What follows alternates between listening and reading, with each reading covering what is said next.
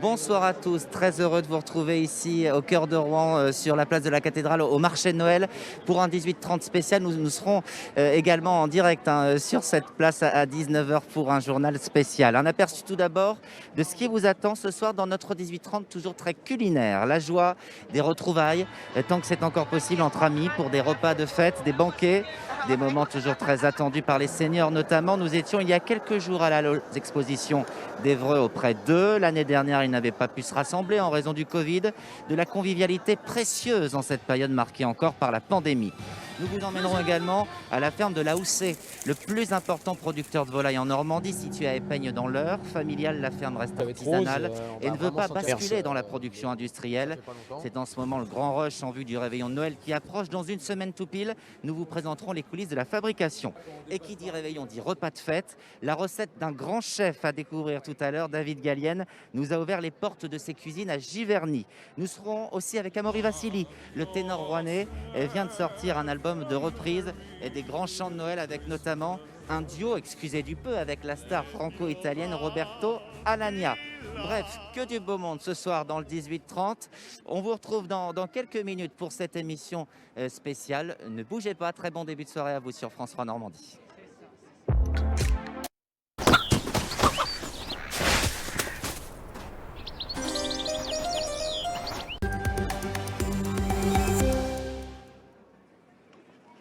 Bonsoir à tous, nous sommes ravis de vous proposer ce soir avec toutes les équipes de France 3 Normandie une édition spéciale en direct du marché de Noël de Rouen. Noël sera encore cette année sous le signe du Covid, nous sommes masqués, vous le voyez, c'est obligatoire désormais sur les marchés depuis 3 semaines, mais tant bien que mal, nous vivons donc avec désormais. Et ce soir, on avait envie de se faire plaisir dans le 18h30, des invités, des reportages, la réponse à la question du jour. Et pour débuter, rien de mieux qu'une recette de chef spécialement concoctée pour nous, pour notre réveillon avec des produits locaux. L'une de nos équipes a eu le privilège d'assister à une recette du chef étoilé David Gallienne, que l'on connaît bien sur France 3 Normandie. Grégoire Alcalé, Hervé Colosio et Corentin Geffroy étaient ce matin dans les cuisines d'une des adresses de David à Giverny. Regardez, savourez. Bonjour David. Salut, bienvenue à Giverny dans ma deuxième maison au Plumard. On est à la recherche d'une idée de recette pour Noël. Est-ce que vous pouvez nous aider? Ah bah écoute, on va réaliser ensemble un risotto de coquille Saint-Jacques au petit épeautre. Allez, viens, suis-moi. Alors pour commencer, on va ciseler les échalotes. Je vais essayer de ne pas pleurer. Alors maintenant, on va mettre de l'huile d'olive à chauffer dans une casserole.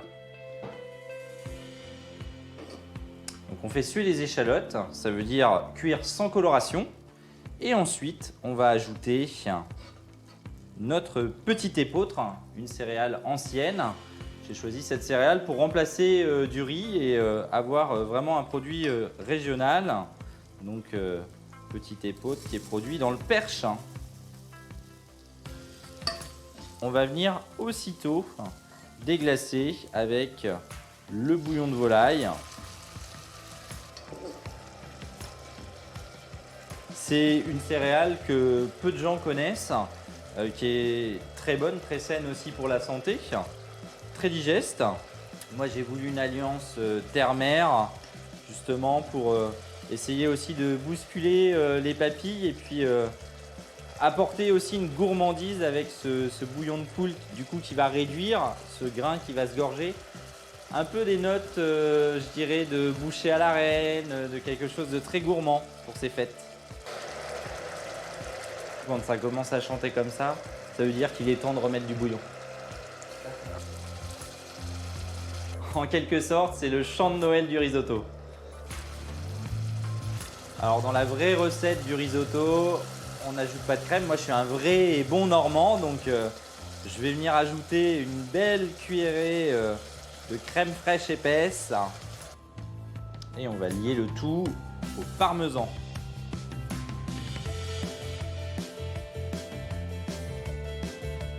Le moment que je préfère, on va vérifier l'assaisonnement. Alors je choisis l'huile d'olive et pas le beurre parce qu'on va monter à haute température pour avoir une Saint-Jacques qui va bien caraméliser. Et je démarre, vous voyez, à feu fort, mais dans une poêle qui ne va pas être très chaude. La Saint-Jacques, c'est le produit phare de la Normandie. On a la Saint-Jacques de la baie de Seine. On a vraiment des noix de Saint-Jacques qui sont très charnues, très gourmandes. C'est un produit phare. Moi, j'ai toujours mangé de la coquille Saint-Jacques à Noël. C'est vraiment le plat festif par excellence. Et maintenant, on peut passer au dressage. On commence par mettre le risotto de petite épeautre, nos belles Saint-Jacques, quelques herbes du jardin. Et maintenant, il ne reste plus qu'à passer à table. Une recette simple à réaliser, efficace pour passer un bon moment en famille pour les fêtes de Noël. La coquille Saint-Jacques, produit star de la Normandie et un produit festif. Bon appétit! Voilà, notre équipe qui s'est régalée, on l'imagine, et David Gallienne, que vous retrouvez tous les samedis sur France 3 Normandie à 11h30 dans le goût des rencontres. La prochaine émission après les vacances, le 8 janvier. Et puis hier, dans la question du jour, on vous demandait si vous iriez justement au restaurant pour le réveillon, question qui vous a mobilisé. L'un de nos records de cette saison, plus de 1200 votants, un peu plus de 96% à dire non. Ça coûte un petit peu d'argent, c'est sûr, et un peu moins de 4% à se prononcer pour le oui. La gastronomie normande, on en parle ce soir dans le 18h30 avec notre première invitée dans un instant, alors que Rouen vient d'être désignée ville créative de l'UNESCO. Mais tout d'abord, direction la ferme de la Houssaye, le plus grand producteur de volailles en Normandie, situé à Épeigne dans l'Eure. Depuis la mi-octobre et jusqu'à la veille de Noël, c'est le Grand Rush. Reportage dans les coulisses de la fabrication avec Marion Chevalet et François Pesquet. De la production de maïs à la vente en boutique, Donatien Lavigne est multitâche. Cette ferme, c'est une affaire de famille qui, chaque année, poursuit sa croissance. La ferme de la Houssaye, c'est 35 000 volailles à l'année, dont 15 000 pour la seule période de Noël. Qu'on élève 100 poulets ou qu'on en élève 5 000, le but c'est de vraiment rester dans le même type d'élevage et le même modèle. Après, voilà, on met la main d'œuvre en face, on met le personnel adéquat. Mais c'est pas parce qu'on produit 5000 poulets demain qu'on a le droit de faire n'importe quoi. En prévision des fêtes, Donatien reçoit les poussins dès le mois de juin. Ils arrivent à un jour et ils s'en occupent jusqu'à leurs 4 mois. Dès qu'elles sont assez grandes, les volailles sont élevées en plein air. En cette période de rush de Noël, la journée de Donatien commence dès 5h du matin. Ce matin, abattage. Ce qui a été abattu, découpé là dans la matinée, préparer les commandes fin de matinée, début d'après-midi, expédition dès demain matin. Le gage d'un foie gras de qualité, c'est qu'il soit le plus vite vendu après l'abattage pour que les gens ils puissent le congeler ou le cuisiner aussitôt et qu'il ne fonde pas chez eux. Le produit brut est ensuite décliné en plusieurs recettes. Rillettes, terrines et plats cuisinés sont produits par la maison. Toutes les recettes sont élaborées sur place. Alors ça, c'est toute la réserve conserverie. On a plus de 100 références produits. À quelques kilomètres de là, toujours à Épeigne, se trouve la boutique. Ici, les gens font jusqu'à 30-40 km pour venir dans cette boutique, puisqu'il y a des produits qu'ils ne retrouvent pas ailleurs, tout ce qui est produit de canard, tout ça.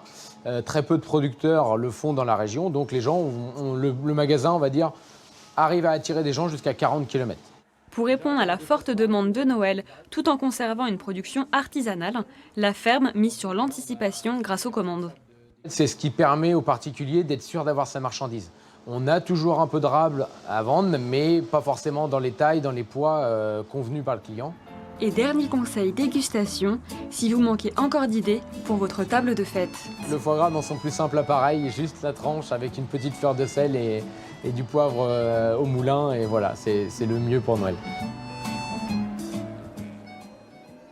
Et retour au marché Noël de Rouen où je rejoins ma première invitée, Christine de Saintré, présidente de l'Office de tourisme Rouen-Normandie. Bonsoir. Bonsoir. Alors vous, le foie gras, vous le cuisinez comment? Moi je l'aime en entrée froid, simple.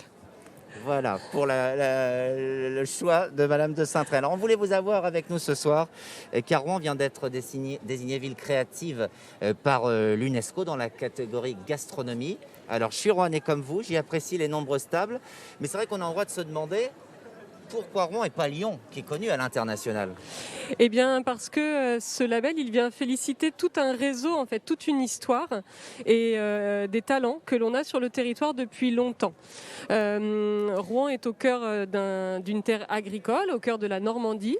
On a énormément de producteurs, Mais ça se passe d'éleveurs. comment? Vous avez donc candidaté. Lyon n'a pas candidaté, par exemple? Ils n'ont pas eu l'idée? Ah bah si, sûrement, il y a eu plusieurs candidats, mais l'UNESCO a choisi Rouen parce qu'on avait une originalité dans la candidature. On a énormément de talents locaux, on a une tradition autour de la cuisine, on a un réseau de restaurateurs, de traiteurs et de métiers de bouche, d'artisans très très important.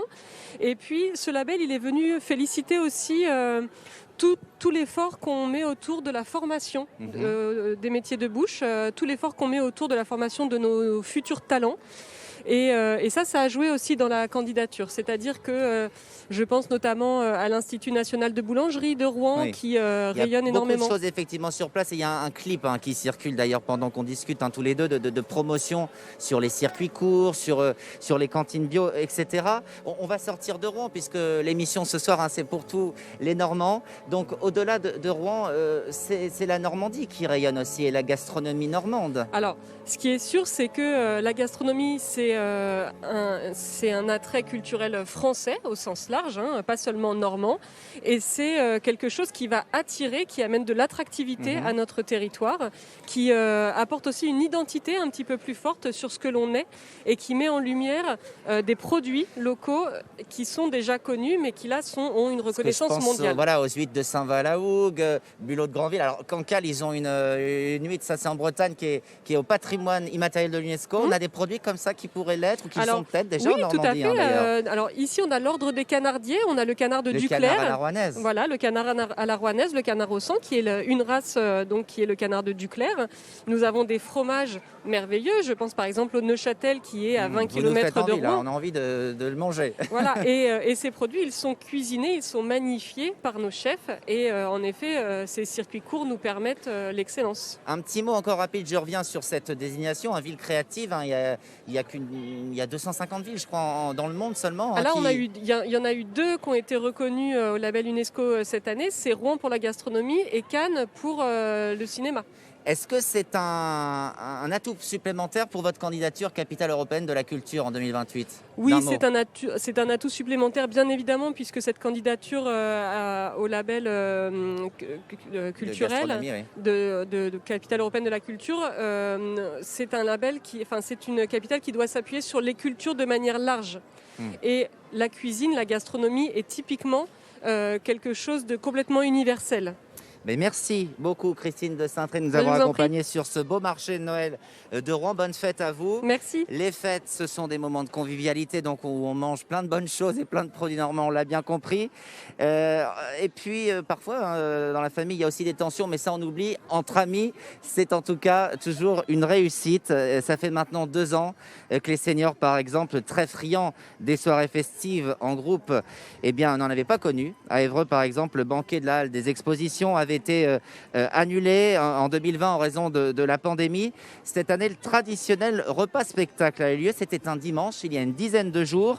Nous y étions, 470 seniors s'y sont précipités. Adélis Olivier avec Stéphane Lotte et Eric Rateni. Pas question de rater ça. Ni la pluie, ni le froid n'arrêtent ces seniors et Broïciens. 2 ans qu'ils attendaient de pouvoir tous se retrouver. Alors ce dimanche dès 11h, on se presse devant la halle des expositions. Et vous êtes là en avance alors aujourd'hui? Tout le temps, voilà, pour pouvoir choisir la place qu'on veut. En fait, tout le temps, pas trop près des sonos, bien pouvoir le spectacle. Le spectacle, voilà. Ah, c'est stratégique en fait. Ah, tout à fait. Le temps d'un repas-spectacle, oubliez le Covid ou presque. Passe sanitaire et masques sont toujours là. Mais l'important pour Edith et Denise, c'est de trouver la bonne table pour accueillir leur bande de copines. Tu vas te mettre là, chérie? Elle m'a appelé, moi j'ai appelé une autre, et l'autre elle a appelé l'autre. Ouais, ça fait boule de neige. Et donc ça fait 2 ans que vous n'avez pas fait un grand repas comme ça, tout ensemble. Voilà. Ah oui, et c'est toujours bon. Et là, c'est le téléphone arabe qui a fonctionné, mais il devait y avoir du vent dans les dunes, tout le monde n'a pas été averti. Allez, ils veulent qu'ils se rentrent pour la photo. Elles sont quand même une dizaine ce dimanche. Pour elles et pour les 470 seniors présents, le CCAS a mis les petits plats dans les grands. Foie gras, Saint-Jacques, fondant de veau et un show disco tout en paillettes. Pas de piste de danse autorisée, même si certains n'ont pas résisté. Quelques pas esquissés avec son voisin de table ou sa voisine. On ne peut pas danser correctement. Voilà l'inconvénient, sinon tout se passe bien. Alors bon, ça nous a manqué pour cette journée-là, mais sinon, on danse ailleurs, même chez nous. Même sans danser, impossible de gâcher la fête de nos seniors préférés. Ah oui, et puis alors le repas, il est vraiment bien, tout le temps vraiment bien. Je vous promets qu'aujourd'hui, vous vous éclatez, vous profitez, vous faites la fête. Et Denise et Edith et toutes leurs copines nous l'ont promis, rendez-vous l'année prochaine. Et du disco, on passe au classique. Je vous avais promis de la musique ce soir dans le 18-30. Nous sommes en compagnie, vous voyez, d'Amaury Vassili. Bonsoir. Bonsoir. Vous avez 32 ans, vous êtes rouennais, vous avez représenté la France à l'Eurovision en 2011. Exactement. Et vous êtes considéré comme un ténor de variété et de pop lyrique. Ça vous va comme définition ça ou me pas? va très très bien, justement. C'est le fait d'être un peu au milieu de deux registres. Et voilà, j'aime défendre ces deux registres. Donc j'ai créé un peu ce nom, la lyric pop. Alors, votre actualité, c'est cet album de reprise, We Love Christmas. C'était évidemment le moment de le sortir et le moment de vous inviter pour nous. Ça représente quoi pour vous cette période de fin d'année, cette période de festivité? Sans aucun doute, les fêtes de Noël sont les fêtes les plus importantes de l'année à mes yeux. J'ai eu la chance de grandir dans une famille où on a toujours été présent, même quand on est devenu adulte, on a toujours donné une grande importance à ces fêtes. Oui, parce que je le disais en introduction, je n'ai peut-être pas été clair, des fois la famille, il y a des petites tensions au moment des fêtes. C'est pas le cas chez vous? Non, ça n'a jamais été le cas pendant ces fêtes de Noël. Et vraiment, moi, j'ai toujours pris du plaisir. Et il y avait toujours ces chansons de Noël qui étaient en fond musical.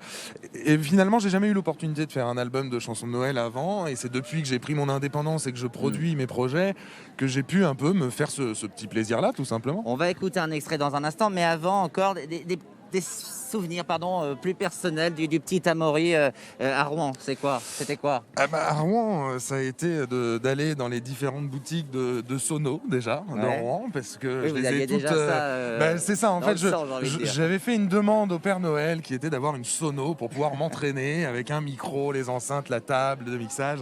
Et le Papa Noël a réalisé mon rêve. Donc, j'ai été très gentil, je pense, cette année-là, parce que j'avais beaucoup travaillé ma voix, notamment. Et voilà. Et donc, ce projet, finalement, il est né très très tôt, puisque c'est au tout début de carrière où un jour on m'a dit tu devrais chanter Petit Papa Noël. Et ça m'est resté dans un coin de la tête. Voilà. Et donc le Père Noël, il a bien réalisé vos vœux, puisque cette année il y a cet album et notamment un duo avec, s'il vous plaît, Roberto Alagna. On va écouter. C'est Have Yourself a Merry Little Christmas. Faithful friend who are dear to earth, gather near to earth once more.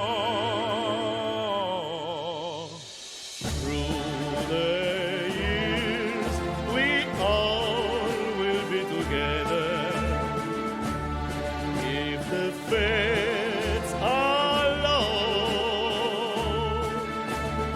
hang a shining star upon the highest mountain,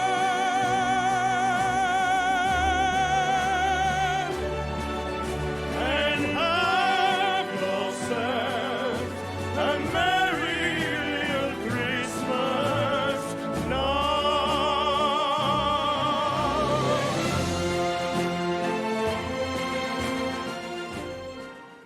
Voilà, c'est très beau. On est dans l'ambiance évidemment de Noël avec vous et cet album.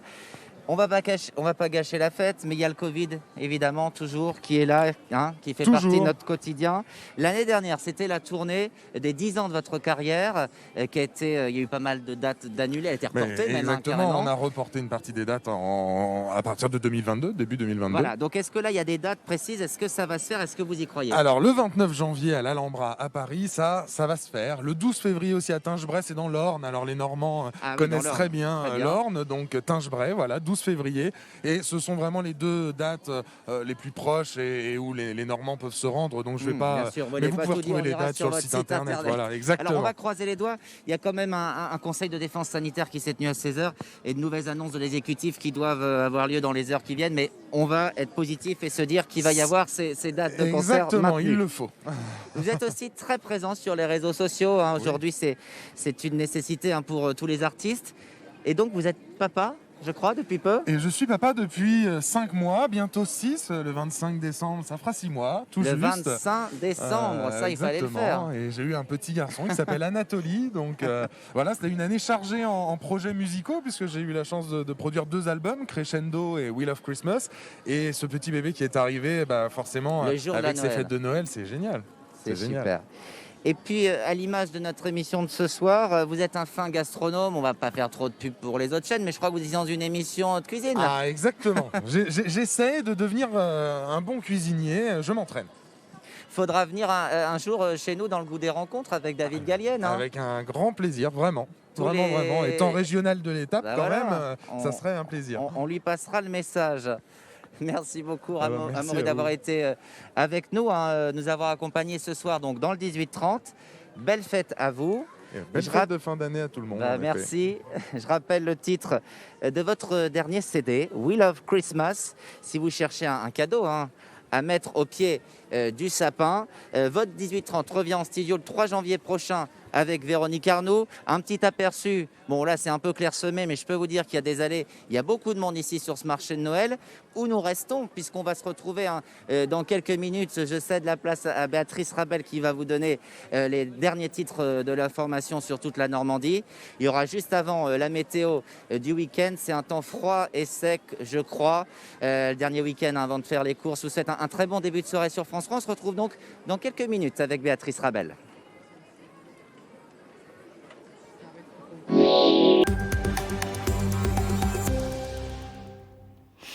Il est 19h, bonsoir à tous. Dans quelques minutes, nous retrouverons Frédéric Nicolas en direct du marché de Noël de Rouen pour une édition spéciale fête de Noël. Mais avant cela, je vous propose de faire un point sur l'actualité du jour. Et l'on commence par son implantation en 2014.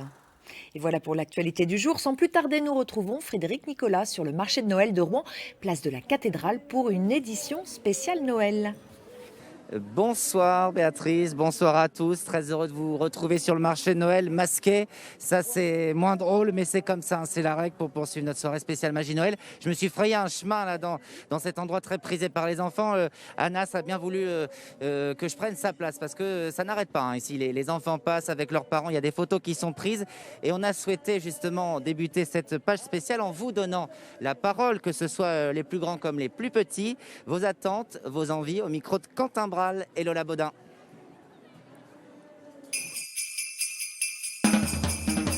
Beaucoup plus d'humanité, que tout le monde se reprenne la main et de l'amour pour les gens qui n'en ont peu. Moi, plein de choses. Tout d'abord, pour mon équipe, j'aimerais qu'on gagne. Et après, je voudrais que tous les enfants soient aussi contents et heureux et passent un super Noël. La magie de Noël, tout simplement. Après, les enfants, les cadeaux, le Père Noël, le repas, la famille surtout. Je sais plus. Tu sais plus? J'ai pas de maison de Barbie, j'ai pas d'avion de Barbie, mais j'en ai commandé. Moi, je vendais des cartes Pokémon. Bah, une poupée LOL. Pas de gros cadeaux, ni des choses trop onéreuses. Un nouveau petit enfant qui va arriver sous le sapin, peut-être. Cher Père Noël, je voudrais ceci, cela. J'espère que tu vas passer des bonnes Noëls et joyeux Noël. Moi, je pense que le numéro, c'est 3630, le numéro du Père Noël. Tu l'as appelé? Ben oui, j'ai essayé, mais ça n'a pas répondu. Non, t'as juste écrit ton prénom. C'est juste écrit mon prénom. Et t'as découpé ce que tu voulais. Et c'est découper ce que je voulais. Je suis maintenant avec Karl sur ce marché de Noël, place de la Cathédrale à Rouen. Karl, comme vous le voyez, il propose du vin chaud. Il était très attendu ce marché, le vin chaud aussi d'ailleurs. Car l'an dernier, il avait été purement et simplement annulé. C'est ça, oui. Donc les gens étaient impatients de revenir sur le marché de Noël et surtout aussi sur le vin chaud parce que c'est une petite tradition qu'on a ici sur Rouen, le petit verre de vin chaud au marché de Noël. Donc ils étaient impatients. Il n'y a que 43 chalets cette année, hein. Il y en a eu beaucoup plus par le passé. Il y a quand même l'ambiance. Un peu moins, mais l'ambiance est là, ouais. L'ambiance est toujours là, oui, tout à fait. On est donc masqué en permanence. Attention, remontez bien sur votre nez parce qu'on a vu qu'il y avait quelques contrôles de police également, hein. C'est comme ça. C'est pas trop pénible? Non, bah après on s'y est habitué, hein. Vous savez, maintenant ça fait 2 ans que ça dure, donc on a l'habitude de porter le masque, hein. Il y a une tendance cette année dans le vin chaud, c'est toujours la même chose? C'est toujours. Alors le produit phare, c'est le Pirate et le Viking sur mon stand, hein. Le vin traditionnel passe après maintenant. Le Viking, c'est du cidre chaud, du miel et du calvados. Et le Pirate, c'est du traditionnel avec du rhum. Donc c'est assez apprécié, ça réchauffe bien. Et donc ouais, c'est mon produit phare. Et vous, pour le coup, vous êtes ouvert toute la journée, hein, contrairement à tous les chalets. Comment ça se passe, les chalets où on mange et on boit? Non, on est tous ouverts aux mêmes horaires, hein, pour le samedi, par exemple, de 10h à 21h, pour le vendredi aussi, et en semaine de 10h à 20h. Bah parfait, on sait tout avec vous. Merci, on viendra pour un verre de vin chaud. Là, avec le masque, c'est pas pratique, mais à tout à l'heure. Je vais rejoindre maintenant, à présent, Dominique Paris, qui nous attend ici, à l'angle de la rue du Gros Horloge et de la place de la cathédrale. La Reine de Noël, bonsoir. Bonsoir. Vous êtes une artiste, créatrice depuis 12 ans à Rouen avec votre atelier des curiosités. Pour ceux qui connaissent ces rues voisines. Vous faites des décorations donc, hein, vous customisez des objets, des meubles, mais votre métier de base, c'est étalagiste. Ça consiste en quoi? Racontez-nous. C'est mettre en valeur la marchandise pour une certaine séduction et de façon à ce que le chaland puisse l'acquérir. Ça veut dire que vous intervenez très concrètement dans des boutiques là, qui nous entourent, rue du Gros Horloge? Oui. Rue du Gros Horloge, non, ce sont des enseignes nationales, plutôt chez des commerçants indépendants. D'accord. Donc vous dispensez vos petits tuyaux et ils vous suivent, vous êtes content des vitrines qu'ils proposent? Oui. Ça se passe très très bien. Les commerçants ont envie de connaître des petites astuces. Et parmi vos astuces, on en reparlera un petit peu plus tard, vous, votre credo, c'est la récup, je crois. Hein? Exactement. Oui, tout ce que je trouve. Là, dans la rue est très riche en fait. Et vous pensez qu'on fait pas assez avec justement ce qui nous entoure? On pourrait faire davantage. Et il y a une tendance là cette année pour Noël? C'est difficile. La tendance, en fait, c'est il y a le traditionnel qui est toujours le doré, le rouge, les choses comme ça. Faut que ça pète, quoi. Voilà. Après, moi, je sais que mon esprit ne s'arrête pas à ce genre de choses, donc on peut après partir sur plein d'idées différentes, faire des décos avec du tissu, entre autres. On va poursuivre la conversation ensuite ensemble, hein, le do it yourself. On va en avoir une illustration concrète tout de suite en Suisse normande. Voilà 5 ans que des bénévoles créent les décos du marché de Noël et de la maison du Père Noël à Thury-Harcourt dans le Calvados. Ils s'activent depuis septembre et ne comptent pas leurs heures. Stéphanie Lemaire avec Cyril Duponchel. Inutile de tendre l'oreille pour entendre la mélodie des chants de Noël. Cela se passe il y a quelques semaines. Dans les ateliers du Homme, les aiguilles de sapin laissent place aux clous pour que Christian et Jean-Noël transforment les tasseaux en flocons, les planches en rennes et autres rondins en personnages. S'ils sont là tous les deux, ce n'est pas que pour le plaisir de jouer du marteau. Le bien-être, c'est de se retrouver ensemble. C'est déjà la première idée. Et créer ce lien social qu'on a tous besoin, surtout depuis quelques temps. Leurs créations sont destinées à rejoindre le marché de Noël du village entièrement décoré grâce aux bénévoles. D'ailleurs, au même moment, un peu plus loin, la mélodie n'est pas la même. Ici, on travaille à 4 mains, enfin plus exactement à 32 mains. Toutes ces paires de bras s'activent depuis septembre. Et tu remettrais une ou deux de ça? Oui, c'est ça. Ça vient d'où tout ça? Ça, c'est des végétaux qu'on a ramassés ou dans nos jardins ou dans les bois, hein, qu'on a fait sécher. Ça vient d'un jardin. Oui. Ici du jardin ou encore de la cuisine, elles saupoudrent de leur créativité les filets de pommes de terre pour en faire des mousselines argentées. C'est très satisfaisant, je trouve, de dire au moins on gâche pas, on transforme et on transforme encore. Et ça, je trouve c'est sympa. Puis ça fait marcher la tête, quoi. Donc ça, c'est vachement bien, je trouve. C'est respecter aussi tout ce qu'on peut avoir autour de nous sans le balancer automatiquement en se disant bon allez ça sert à rien, si ça sert à tout voyez-vous, ça sert voilà. Les plumets dans les jardins c'est pas toujours très très heureux. Je vous jure qu'un sapin emplumé c'est juste fabuleux et fantastique. Bien sacrifié, hein. On est une petite famille, c'est le fait de se retrouver, on n'attend que ça en fin de compte.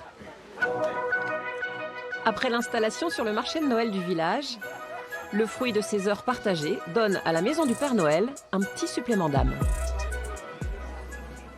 Voilà, je suis toujours avec Dominique Paris sur le marché de Noël de Rouen. Est-ce que toutes les décos que vous voyez dans les vitrines sont de bon goût? Parce que parfois, il y a du bling-bling, un peu du kitsch aussi à Noël. Mais qui je suis pour dire ce genre de choses? En fait, moi, je me dis qu'à partir du moment où on se fait plaisir, c'est de bon goût. Après, c'est ce que je voulais entendre de votre part. Voilà. On fait ce qu'on veut dans la vie, c'est ça un peu. Bien sûr qu'on fait ce qu'on veut. Moi, je fais des guirlandes avec des bouts de tissu, ça ressemble à des raviolis. En fait, on fait ce qu'on veut quand on en a envie. Il y a aussi le marché des créateurs non loin d'ici, c'est Place de la Calandre, sur le côté sud de la cathédrale. Oui. Ça doit vous plaire cet endroit? Forcément, on met à l'honneur les gens de la région, les créateurs de la région. Donc forcément, c'est que du plaisir de faire connaître nos créateurs, les créateurs envers les Rouennais et les Normands en général. Et on les a croisés tout à l'heure, ils nous ont dit restez pas que sur cette place, allez nous voir là-bas aussi. C'est ce qu'on a fait avec ces images que vous voyez. Un petit mot aussi de Noël qui commence de plus en plus tôt. On le célèbre ce soir, là on est en décembre, on a une semaine du réveillon, c'est normal. Est-ce que ça vous choque, vous, que ça démarre de plus en plus tôt dans les commerces et du business aussi qui soit anticipé très tôt? En fait, ce que je regrette, c'est qu'on devrait mettre plus le temps de fabrication nous-mêmes en manuel. Là, on pourrait s'y prendre effectivement dès le mois de juillet pour occuper les enfants, pour avoir une décoration comme ça qui va être plus personnelle. Ensuite, au niveau des commerces, effectivement, c'est un petit peu dommage de commencer si tôt. Très bien, merci beaucoup Dominique d'avoir été avec nous. Je rappelle votre atelier des curiosités désormais directement dans votre appartement, mais toujours rue Beauvoisine à Rouen, où l'on peut y découvrir toute votre fantaisie. Je vous assure, je connais l'endroit, ça ne manque pas de piquant. Et à propos de décoration, direction à présent le bocage normand. Depuis le début du mois, il se part de lumière féerique. C'est l'édition 2021 des villages illuminés à l'occasion des fêtes de fin d'année. Plus d'une cinquantaine de communes y participent et des dizaines de milliers de visiteurs sont attendus. Des circuits en car sont même organisés dans l'Orne. Émeric Danis avec Damien Mignot. C'est un voyage en car féerique, direction la magie de Noël. Le village de Beauchêne est la première étape de cette soirée. Déposé au pied de la colline, le petit groupe se dirige lentement vers l'église du village, entouré et paré d'illuminations merveilleuses. Le spectacle enchante petits et grands. Ça fait un peu penser aux guirlandes quand on met à Noël pour les sapins. Ça nous rappelle aussi l'enfance pour nous. C'est magnifique. Magnifique. Les cars prennent ensuite la direction d'autres petits villages du bocage normand, Rouellé, Saint-Marc-des-Graines, tous plus illuminés les uns que les autres, tous rivalisant d'originalité.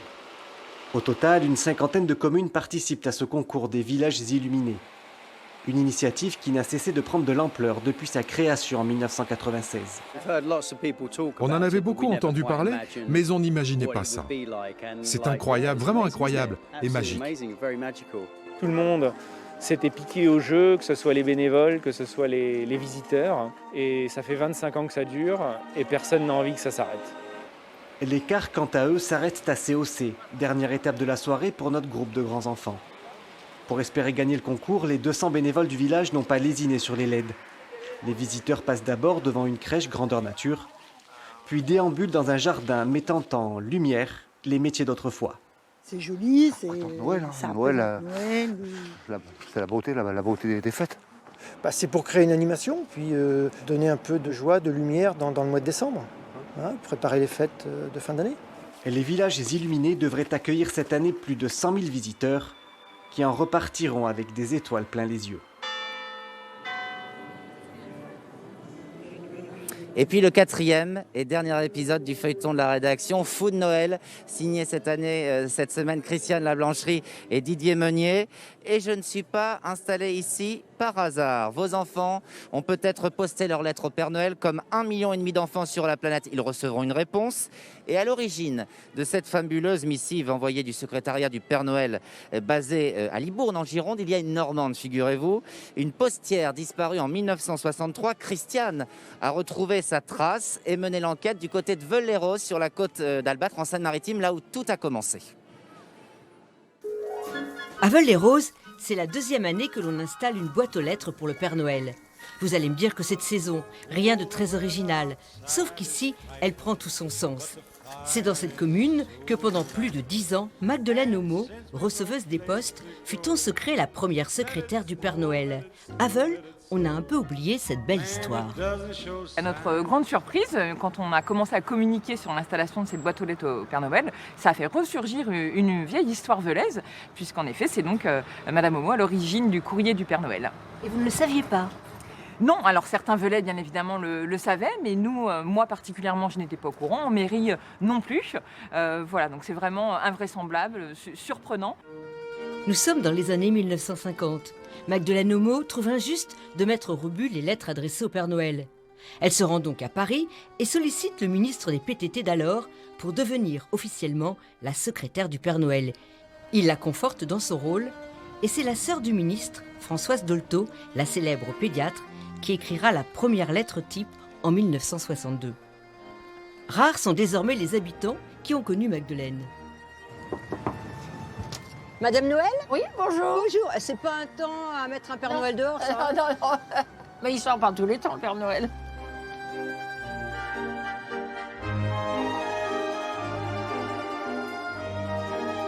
Alors vous avez connu, Madame Noël, vous avez connu Magdeleine Homo quand elle officiait à la poste de Veules-les-Roses. C'était la receveuse principale de la poste. C'était une dame solide, de caractère, venante aussi. On la voyait dans le village. Elle venait se faire coiffer au salon de coiffure chez maman. Elle avait découvert le fait d'être grand-mère avec sa petite fille. Et donc, quand elle parlait de Gabi, alors là, ses yeux brillaient. Il y avait des lumières dans ses yeux. Personne dans le village ne se doutait de son travail clandestin. Peut-être que d'avoir eu sa petite fille, et comme elle découvrait ça, c'est peut-être ça qui lui en a donné l'idée. Gabrielle se souvient d'une grand-mère attentionnée qui avait aménagé pour elle et sa sœur une balançoire dans les locaux de la poste où elle avait son logement de fonction. Son souhait, aujourd'hui, serait de voir une rue de Veules porter le nom de son aïeul. En attendant, Gabrielle peut être fière de cette grand-mère à l'origine de la création du secrétariat du Père Noël, un service de la Poste où chaque année, on répond à plus d'1,5 million de lettres d'enfants venus de 120 pays. C'est en 62 que le service du Père Noël commence à travailler. C'est les premières cartes qui vont être envoyées. Et c'était les services de Paris qui avaient pris les choses en main. Et très rapidement, il manque de place. Et le ministre de l'époque, qui s'appelait Jacques Marette, est assez proche de Robert Boulin, qui est maire de Libourne. Et Robert Boulin lui dit « Mais attends, moi je vais te trouver un endroit. » Et c'est comme ça, c'est parti à Libourne. Les 60 secrétaires du Père Noël seront ce soir en congé jusqu'à l'année prochaine, sauf à Veules-les-Roses, où l'on répondra encore pendant quelques jours aux lettres des enfants, en souvenir de Magdeleine, qui voulait que la magie de Noël ne reste pas lettre morte. Allez, du jazz pour finir, et j'ai pu enlever mon masque puisqu'ici on est au bar avec le pass sanitaire, on peut enlever le masque, c'est plus facile pour boire évidemment.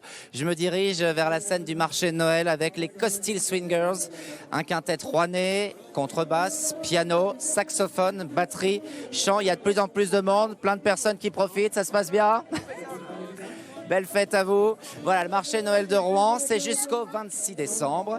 On n'oublie pas tous les autres marchés normands, Caen, Alençon, Honfleur, Coutances, Granville, Évreux, entre autres. Une carte interactive sur notre site internet avec toutes les infos pratiques. Merci à toutes les équipes de France 3 ayant contribué à la réalisation de cette édition spéciale. Et passez bien sûr de très belles fêtes de fin d'année avec ceux que vous aimez. Bonsoir.